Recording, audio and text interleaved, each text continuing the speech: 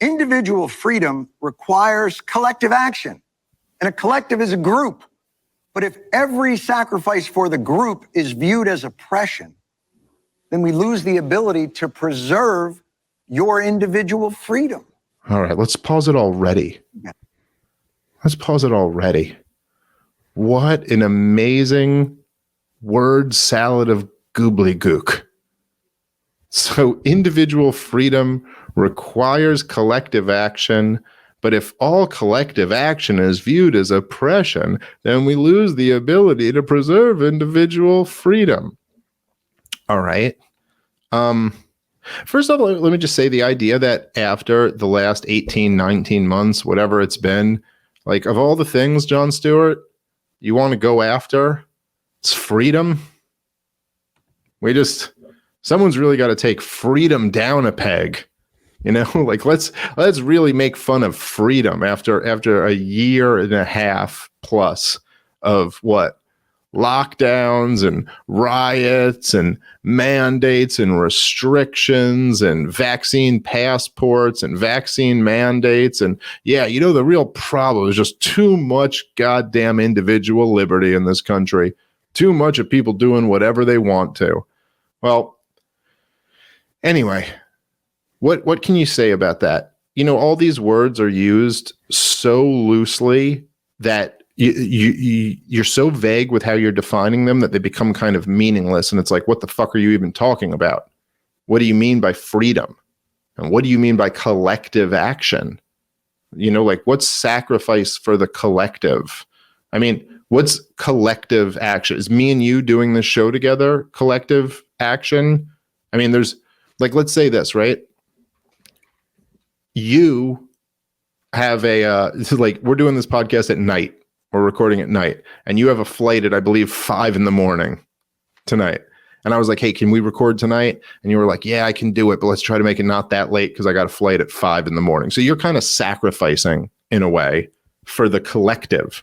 You know, the show is me and you, and of course our producer Brian. We got a lot of people who listen to the show, a lot of people who count on it. There's advertisers, there's a whole Gas Digital network involved. So you're like, look, yeah, it's kind of a little bit annoying for me to do the show at night, but I'll sacrifice that for the collective.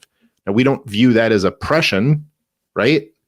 Because you could have said no. Like you had the freedom to say no, but you were like, okay, fine, I'll do this.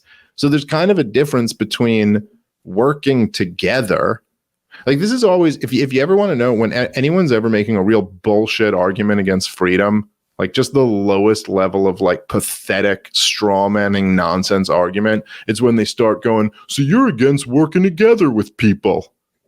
Well, you just want to live by yourself on an island in the woods or whatever. Like, yeah, no one's against that.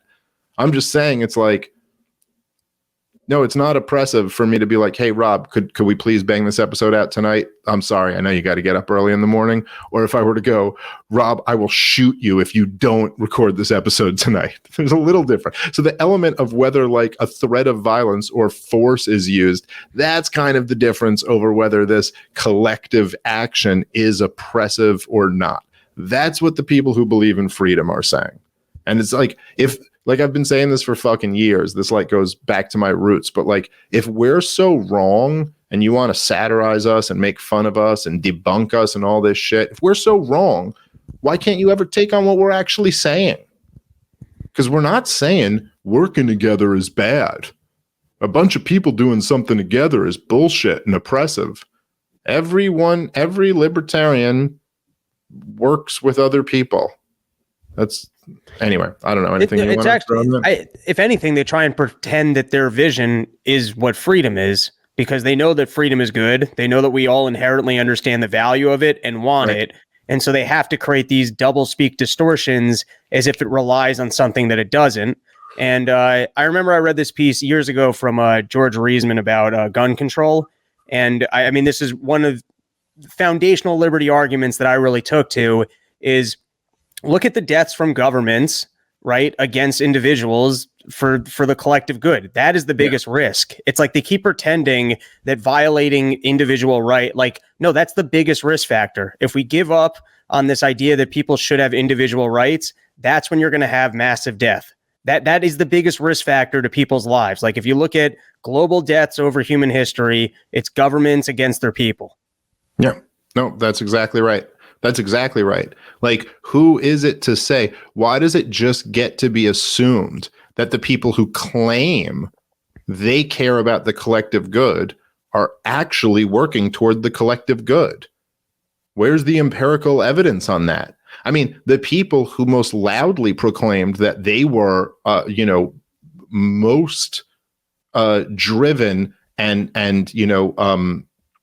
like inspired by working for the collective good have been the ones who have been the most harmful for the collective good. Whether you're talking about the commies or the Nazis or whoever you want to talk about, the most collectivists always end up destroying the collective. And I think you can make a strong argument that the most individualists always end up doing the best for the collective.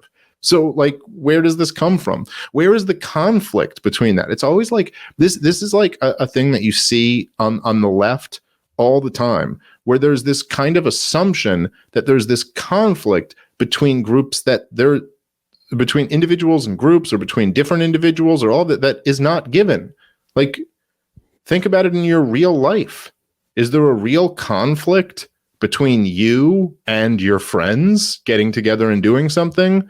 Or like, men and women? Is there a real conflict between men and women? Or do we both help each other? Is there a real conflict between the races, between all of this? I mean, like, I'm not saying there never is, but it's not a given.